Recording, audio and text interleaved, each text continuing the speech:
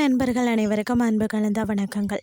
இன்றைக்கு நாங்கள் ஆன்மீகம் சம்மந்தமான பதிவில் பார்த்தீங்கன்னு சொன்னால், செதுக்கப்படாத தெய்வம் தேடி வரும் பக்தர் கூட்டம், அதாவது இருளர்பதி சுயம்பு பெருமாள் தரிசனத்தை பற்றி தான் நாம் இன்றைக்கு பார்க்க போகிறோம். கோயம்புத்தூர் மாவட்டத்தில் பார்த்தீங்கன்னு சொன்னால், காரமடை வனப்பகுதியில் மறைந்திருக்கும் ஒரு ஆன்மீக ரகசியத்தை பற்றி தான் உங்களுக்கு நான் இன்றைக்கு சொல்ல போகிறேன்.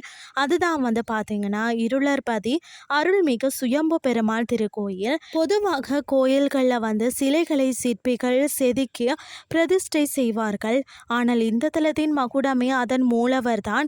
இந்த தலத்தின் மூலவர் பெருமாள் சிலையாக செதுக்கப்படாமல் பூமிக்கு அடியில் இருந்து சுயம்புவாக தானாக தோன்றியவர், உருவானவரனே சொல்லலாம். இந்த இயற்கையான திருவுருவத்தை காண்பதே நம்மளுடைய கண்ணுக்கு கிடைத்த ஒரு பெரும் பாக்கியம்னே சொல்லலாம். அது மட்டும் இல்லாமல் சுமார் ஒரு நூற்றாண்டுக்கு முன்பு பார்த்தீங்கன்னா, இந்த பகுதியில் ரங்க மூப்பன் அப்படின்ற ஒரு ஆதிவாசி மாடு மேய்த்து வந்தாராம். ஒரு குறிப்பிட்ட பசு மட்டுமே தினமும் ஒரு காரை மரத்தின் அடியில் சென்று தானாகவே பாலை சொறிவதை கண்டு அவர் வியந்தாராம். அந்த இடத்தை ஆச்சரியத்துடன் தோண்டி பார்த்த போதுதான் அங்கே பெருமாள் சுயம்புவாக தோன்றி காட்சி அளித்தாராம். அந்த இடமே தான் இன்று பலரது வாழ்க்கையின் இருள போக்கக்கூடிய ஒரு புனிதமான ஒரு தலமாக மாறி உள்ளதாம்.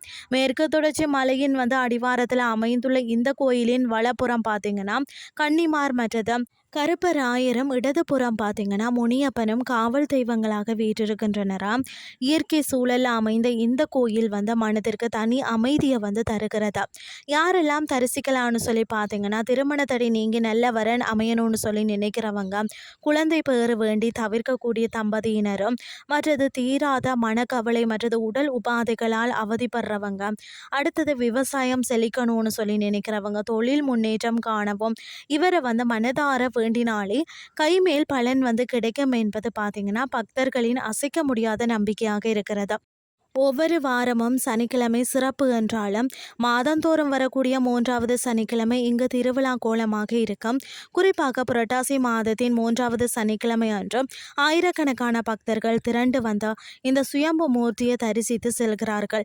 நீங்களும் உங்கள் குடும்பத்தினருடன் ஒருமுறை இந்த இயற்கை எழில் சூழ்ந்த ஆலயத்துக்கு சென்று செதுக்கப்படாத அந்த பெருமாளின் பேரருளை பெற்று வாருங்கள் என்று சொல்லி கூறிக்கொண்டு இன்றைய ஆன்மீகம் சார்ந்த பதிவை நிறைவு செய்து கொள்கிறேன். இதே மாதிரி மற்றும் ஒரு ஆன்மீகம் அந்த பதிவோடு உங்களை சந்திக்கிறேன். நன்றி.